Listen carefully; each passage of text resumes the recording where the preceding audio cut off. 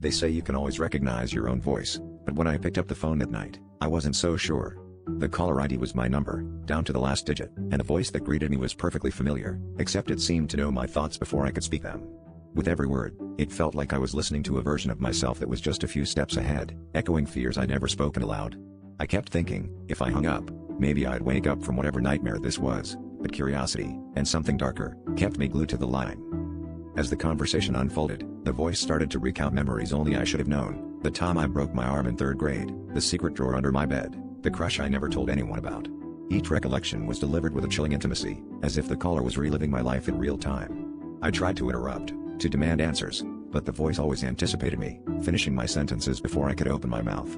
My hands trembled as I realized this wasn't just a prank, it was something much deeper, and much more dangerous. Desperate, I asked the voice what it wanted. It laughed, a sound that was unmistakably mine, but hollowed out, wrong. "I want what you've wasted," it whispered. The lights in my apartment began to flicker, and the air felt heavy, pressing in on me from all sides.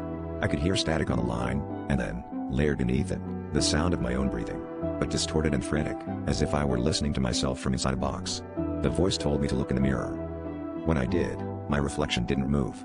It stood there, staring, a crooked smile spreading across its face while I remained frozen in terror. My phone slipped from my hand, clattering onto the floor, but I couldn't look away. The reflection mouthed the words, "Now it's my turn," before stepping forward, out of the glass, and into my world.